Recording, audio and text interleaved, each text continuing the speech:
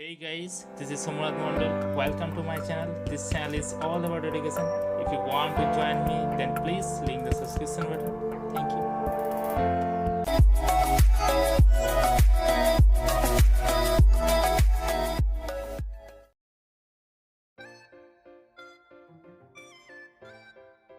Activity 5-এর একের দাগের ফার্স্ট কোশ্চেনে বলা আছে যে এক্স প্রপোর্শনাল টু যদি ওয়াই হয় এবং 5x সমান যদি 3y হয় তাহলে ভেদ ধ্রুবকের মান কত নির্ণয় করতে বলেছে। তাহলে আমরা জানি কি এক্স প্রপোর্শনাল টু যদি ওয়াই হয় তাহলে এই প্রপোর্শনালিটির চিহ্নটা উঠাতে গেলে কি হয়, একটা ধ্রুবক আনতে হয়। তাহলে এক্স সমান হচ্ছে কে ওয়াই। আচ্ছা, তাহলে আমরা এখানে মানটা বসিয়ে দিয়ে পাই, কি পাওয়া যাবে 5x সমান হচ্ছে 3y। যে এক্সের জায়গাতে আমরা কি বসাবো, কে ওয়াই মান বসিয়ে দেবো। তাহলে কি হবে 5 into K Y equals to 3y।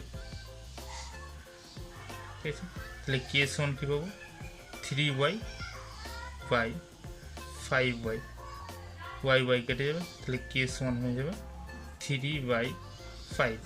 তাহলে ভেদ ধ্রুবকের মান 3/5। Option number D answer.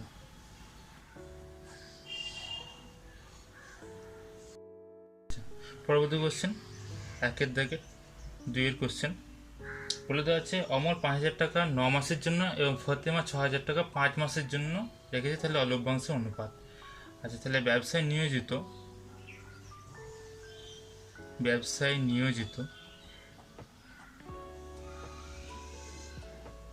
1 মাস হিসাবে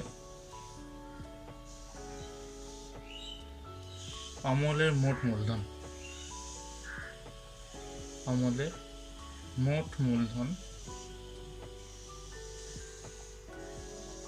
কত টাকা হবে, 5,000 টাকা রেখেছে 9 মাসের জন্য, মোট এত টাকা 45 টাকা। আচ্ছা, আবার দেখি এদিকে ফতেমার ক্ষেত্রে কি হবে, তাহলে 1 মাস হিসাবে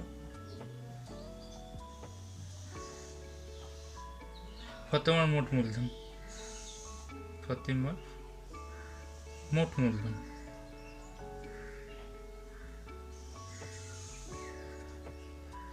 হয়ে যাবে কত 6,000 টাকা 5 মাসের জন্য, হচ্ছে 30,000 টাকা। তাই তাদের মূলধনের হিসাবে যদি লভ্যাংশ অনুপাত হয় তাহলে লভ্যাংশ অনুপাত হয়ে যাবে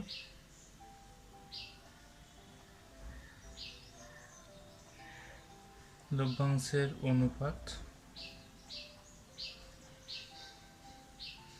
45,000 to 30,000। তাহলে এখানে 3টে শূন্য, এখানে 3টে শূন্য।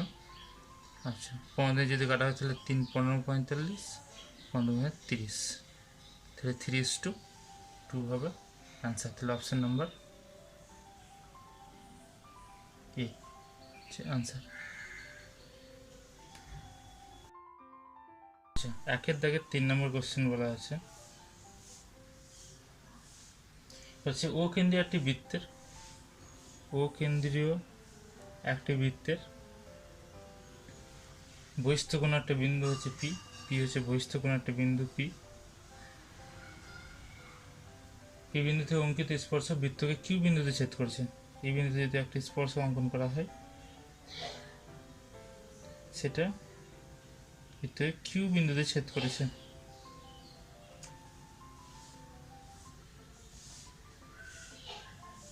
আচ্ছা, তাই এখানে বলে দেওয়া আছে ও কিউ সমান 9 সেন্টিমিটার, পিও সমান 15 সেন্টিমিটার। তাহলে পি কিউ এর মান কত হবে। আচ্ছা, এখানে যে কোণ উৎপন্ন করেছে স্পর্শ বিন্দুতে সেটা হচ্ছে 90 ডিগ্রি। তাহলে কোণ ও কিউ পি সমান 90 ডিগ্রি। আমরা জানি যে স্পর্শক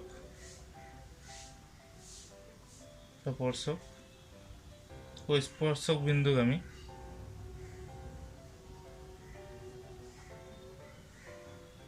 বিন্দুগামী ব্যাসার্ধ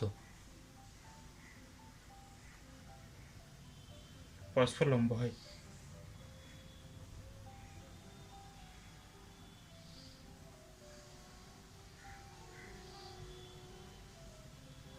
তাহলে ও কিউপি সমান 90 ডিগ্রি।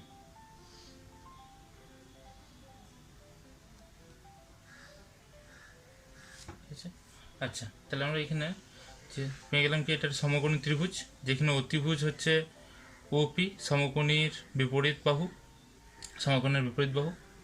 তাহলে আমরা বলতে পারি কি লম্ব স্কোয়ার প্লাস ভূমি স্কোয়ার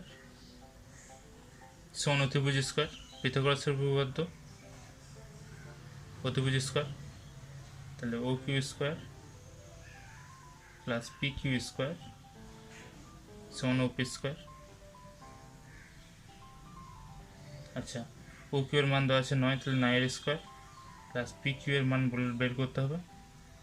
ওপি এর মান দেওয়া আছে 15 স্কোয়ার, তাহলে পি কিউ স্কোয়ার সমান 15 স্কোয়ার মাইনাস 9 স্কোয়ার, তাহলে পি কিউ সমান √15 স্কোয়ার মাইনাস 9 স্কোয়ার। তাহলে অপশন নাম্বার পি হয়ে যাবে answer.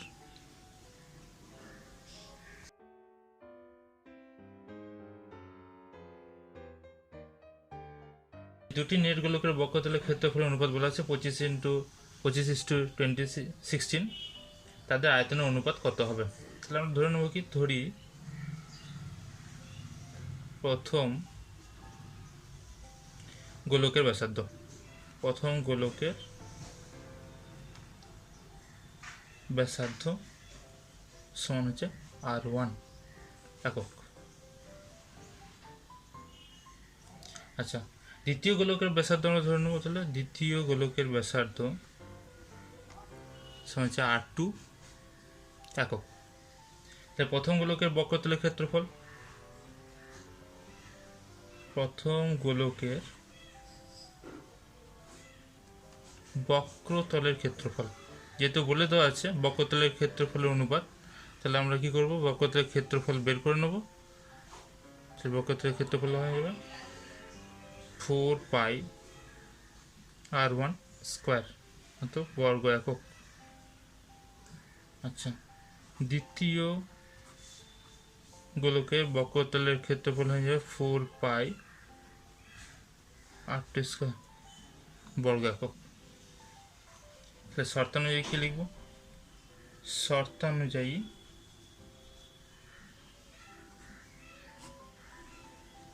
4πr1 square is to 4πr2 square equals to 25:16। তাহলে 4π কেটে যাবে, r1 স্কোয়ার বাই আকারে লিখে নিচ্ছি r2 স্কোয়ার হচ্ছে 25/16। তাহলে r1 by r2 whole square সমান হয়ে যাবে 5/4 তাহলে স্কোয়ার। তাহলে r1 is to r2 সমান 5:4। তাহলে আমরা ধরে নিতে পারি কি r1 সমান 5x, r2 সমান 4x। তাহলে প্রথম গোলকের আয়তন কত হবে, প্রথম গোলকের আয়তন,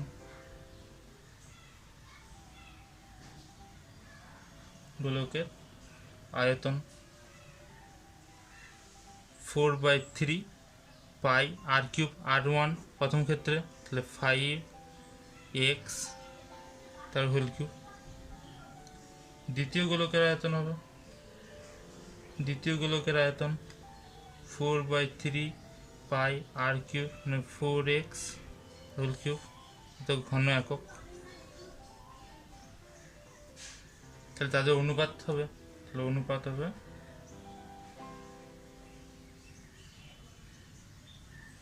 4/3π, আচ্ছা 5x এর কিউব হবে 125x cube is to 4/3 pi, 4 cube করলে 64 এক্স কিউব, এখানে 4/3 এখানে 4/3 পাই পাই কেটে যাবে, এক্স কিউব কেটে যাবে, অ্যান্সার হয়ে যাবে তাহলে 125:60।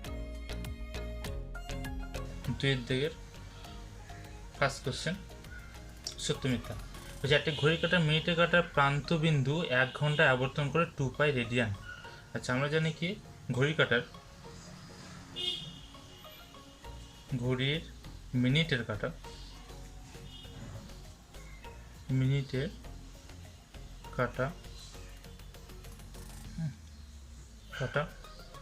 1 ঘন্টায় একটি পূর্ণ আবর্তন করে আচ্ছা একটা পূর্ণ আবর্তন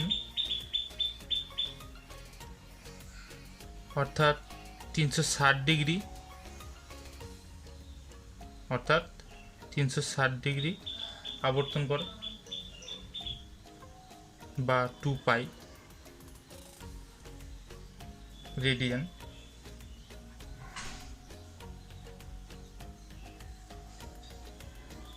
কোণ উৎপন্ন করে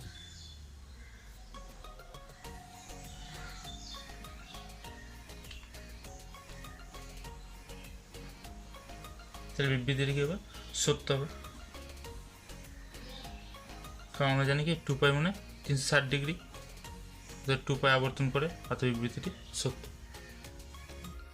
আচ্ছা দুইয়ের কোশ্চেনে বলা আছে যে এবিসি একটি ত্রিভুজ বিসি বাহুর ওপর এমনভাবে একটি বিন্দুতে যে এডি লম্ব বিসি হবে।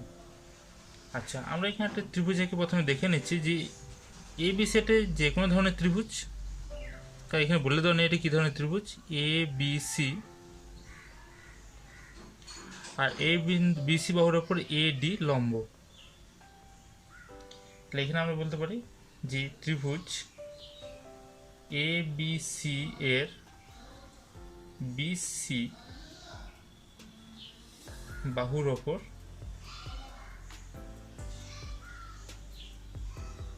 ডি একটি বিন্দু, এখানে এডি লম্ব বিসি, এটা বলে দেওয়া আছে। আচ্ছা যদি এইখানে যে ত্রিভুজ দুটো উৎপন্ন হয়েছে এই ত্রিভুজ দুটো তখনই সদৃশ্যকোণী হবে যখন এ কোণটা সমকোণিক হবে, কিন্তু এখানে ত্রিভুজের ক্ষেত্রে কোণটা বলে দেওয়া নেই যে এখানে এ কোণটা সমকোণ কি না, তাই এখানে কি হবে যে ত্রিভুজ এ বি সি সমকোণী ত্রিভুজ নয়, সমকৌণিক ত্রিভুজ নয়, অর্থাৎ এ তার সমকৌণিক বিন্দু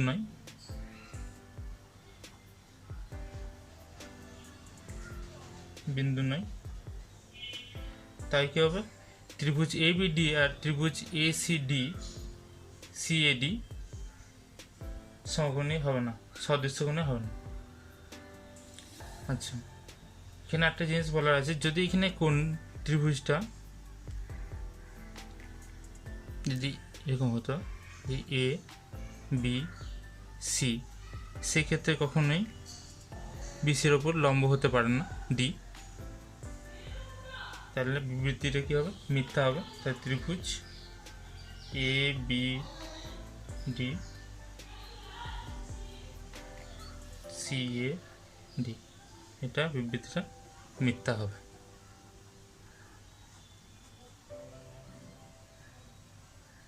আচ্ছা 2 থেকে পরবর্তী কোশ্চেন, 2 থেকে 3 কোশ্চেন বলা আছে একটা লম্ববৃত্তাকার শঙ্কুর ব্যাসার্ধ, একটা লম্ববৃত্তাকার শঙ্কুর ব্যাসার্ধ, উচ্চতা এবং তির্যক উচ্চতা পরস্পর সমকোণী ত্রিভুজের বাহুত্রয় কিনা সে জানতে চাই। আচ্ছা আমরা এখানে দেখে নিই যে লম্ববৃত্তাকার শঙ্কুর ক্ষেত্রে উচ্চতা এবং ব্যাসার্ধ পরস্পর 90 ডিগ্রি কোণ উৎপন্ন করে। এই যে উচ্চতা হয়, এই যে ব্যাসার্ধ আর হয়, এবং এটা হচ্ছে তির্যক উচ্চতা এল। তাহলে পরস্পর 90 কোণ উৎপন্ন করে উচ্চতা এবং ব্যাসার্ধ। আর অতিভুজ 90 ডিগ্রি বিপরীত বাহু হয় অতিভুজ, তাহলে এখানে তির্যক উচ্চতা অতিভুজের মতোই কাজ করছে। তাহলে আমরা বলতে পারি কি ত্রিভুজের একটা লম্ববৃত্তাকার শঙ্কুর 3টি বাহু পরস্পর সমকোণী ত্রিভুজের বাহুর মতোই আচরণ করে। তাহলে বিবৃতিটা কী হবে? সত্য। এখানে উচ্চতা এইচ, ব্যাসার্ধ আর এবং তির্যক উচ্চতা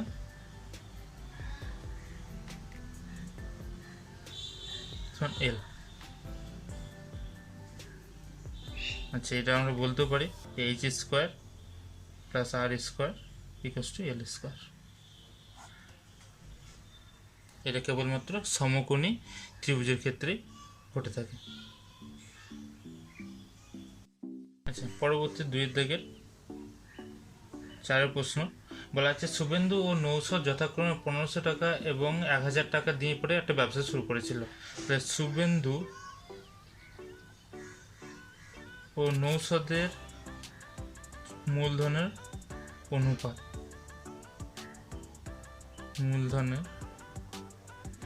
অনুপাত হবে, শুভেন্দু হচ্ছে 1500 টাকা, নৌশদ হচ্ছে 1000 টাকা। তা মূলধন অনুপাত হবে 0 0 কেটে যাবে, 5 3 15, 5 2 10 3:2। তাহলে তাদের মূলধন অনুপাত 3:2। তাদের ব্যবসায় 75 টাকা ক্ষতি হলে শুভেন্দুর ক্ষতি হয় 30 টাকা। আচ্ছা, তাহলে আমরা কি বের করব? এই শুভেন্দুর ক্ষতির পরিমাণ আনুপাতিক ভাগাহার করে আমরা পেয়ে যাব ক্ষতির পরিমাণ সমান হয়ে যাবে 75 টাকার হচ্ছে মোট ক্ষতির পরিমাণ। তাহলে আনুপাতিক ভাগাহার করলে আমরা পাবো 3/3 + 2 এত টাকা। তাহলে আমরা 75 × 3/5 5 15 75 3 15 45 টাকা। তাহলে বিবৃতিটা মিথ্যা, যেহেতু এখানে বলে দেওয়া আছে যে 30 টাকা, সেই জন্য বিবৃতিটা মিথ্যা হবে। 3 দাগের 1 নম্বর কোশ্চেন বলা আছে যে একটি বৃত্তের 5.5 সেন্টিমিটার বৃত্তচাপ, তাহলে বৃত্তচাপের পরিমাণ বলে দেওয়া আছে। বৃত্তের কেন্দ্রে π/16 কোণ উৎপন্ন করলে বৃত্তের ব্যাসার্ধের দৈর্ঘ্য কত? তাহলে ধরে নেব যে বৃত্তের ব্যাসার্ধ সমান আর বৃত্তচাপের মান বৃত্তচাপ এস যে আমরা লেখা হয় সেটা মান বলে দেওয়া আছে 5.5 সেন্টিমিটার। তাহলে আরও এখানে কী হবে? সেন্টিমিটারে আসবে। আচ্ছা, বৃত্তের যে কেন্দ্রে উৎপন্ন করেছে কোণ সেটার মান হচ্ছে π/16। তাহলে কেন্দ্রে উৎপন্ন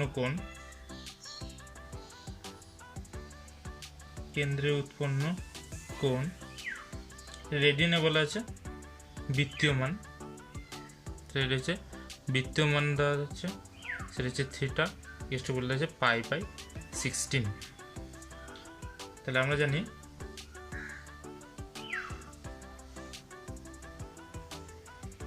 যে S equal to R theta. তাহলে আর ইকুয়ালস টু, আচ্ছা একটা লাইন করে নিই, এস ইকুয়ালস টু মানগুলোকে বসিয়ে দিই। এস ইকুয়ালস টু হচ্ছে 5.5, আর এর মান বের করতে হবে। থিটার মান বলা আছে π/16। আচ্ছা 5.5, আচ্ছা পায়ের মান হচ্ছে 22/7। আচ্ছা 16 হলো 1/16। তাহলে এখানে কাটাকাটি করলে হয়ে যাবে 8, এখানে হয়ে যাবে 11। তাহলে আর ইকুয়াল টু আছে এখানে 7 আর 8টা এখানে গুণ হয়ে যাবে, আর 11টা এদিকে এলে ভাগ হয়ে আসবে। তাহলে হবে 5.5 into 7 into 8 by 11 equals to R. আচ্ছা, আমরা যদি এখানে দশমিক উঠিয়ে নিই তাহলে নিচে কত আসবে, 10 হয়ে আসবে। 5 দিয়ে যদি আমরা কাটাকাটি করি তাহলে 5 11 55, 5 দুগুণে 10, 11 11 কেটে যাবে। 2 দিয়ে যদি আমরা কাটি তাহলে এখানে আমরা 4 পাবো, 4 7 28, তাহলে বা আর সমান 28 সেন্টিমিটার। আচ্ছা, তিনের থেকে 2 নম্বর কোশ্চেন বলেছে একটি লম্ববৃত্তাকার শঙ্কুর উচ্চতা 12 সেন্টিমিটার, শঙ্কুর আয়তন বলেছে 100 পাই ঘন সেন্টিমিটার হলে শঙ্কুর ব্যাসার্ধের দৈর্ঘ্য কত। তাহলে আমরা ধরে নিচ্ছি যে ধরি শঙ্কুর ব্যাসার্ধ সমান আর সেন্টিমিটার, উচ্চতা বলে দেওয়া আছে, উচ্চতা সমান 12 সেন্টিমিটার। আচ্ছা, তাহলে আমরা আয়তন যদি আমরা বের করি তাহলে হবে 1/3 পাই আর স্কোয়ার এইচ, তো ঘন সেন্টিমিটার।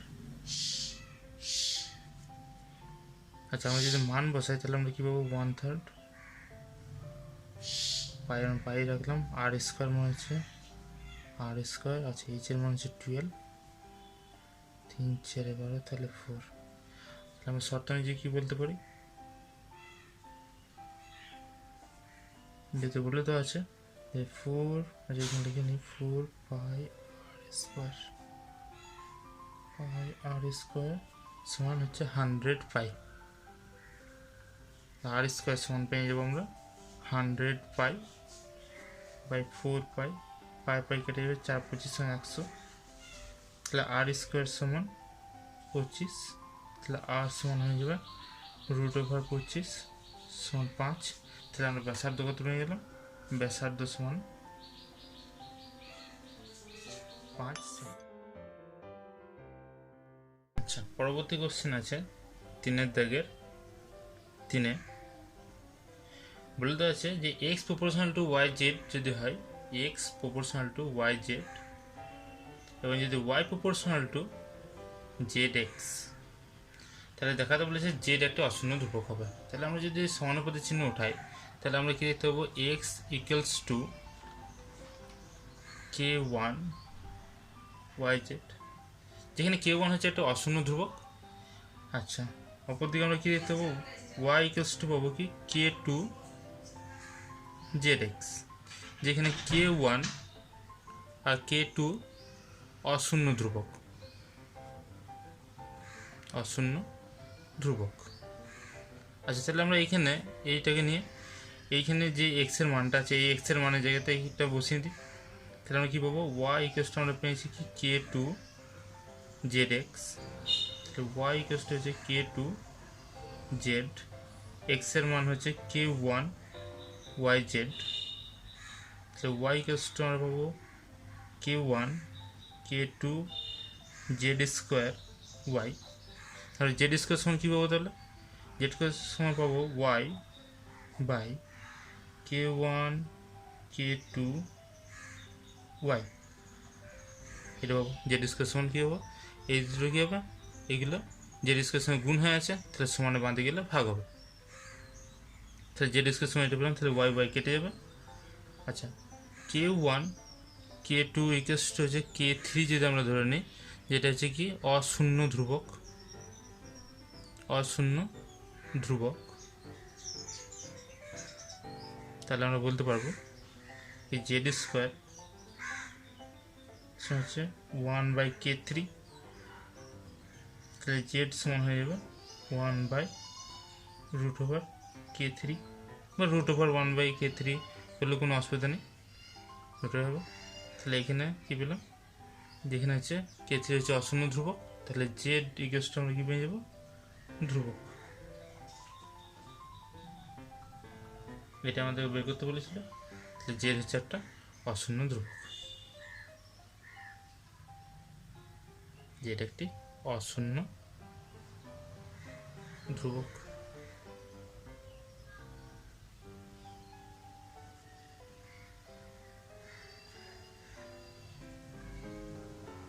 এখানে একটা প্লাস মাইনাস দিয়ে দিলে সুবিধা হবে, রুট আছে।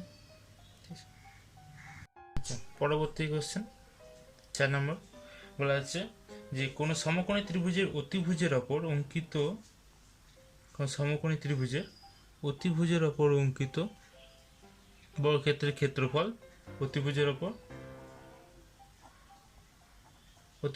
অঙ্কিত বর্গক্ষেত্রের ক্ষেত্রফল বাকি দুই বলতে একটা ভূমি আছে, অপর বাহু হচ্ছে লম্ব, অপর অঙ্কিত বর্গক্ষেত্রের ক্ষেত্রফল সমষ্টির সঙ্গে সমান হবে। মানে অতিভুজের ওপর অঙ্কিত বর্গক্ষেত্রের ক্ষেত্রফল বাকি দুই বাহু ভূমি এবং লম্বের ওপর অঙ্কিত বর্গক্ষেত্রের ক্ষেত্রফলের সমষ্টির সঙ্গে সমান হবে।